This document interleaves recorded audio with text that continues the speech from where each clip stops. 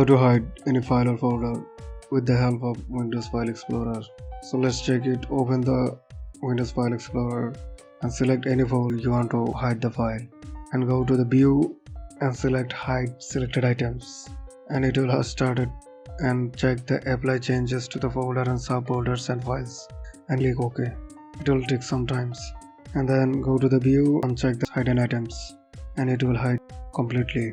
And then another time you want to unhide this folder, click on view hidden items and then click another time hide selected items, and it will show again. Another way to hide folder and subfolder and files. Here is the first code. Just copy the first code and paste on the notepad.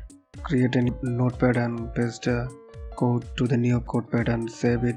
As type is all file. Name the file of this file .bat, and it will create a bat folder, and double click on the passcode .bat. Double click on it. It will create another folder name with the private folder. Move the file private folder.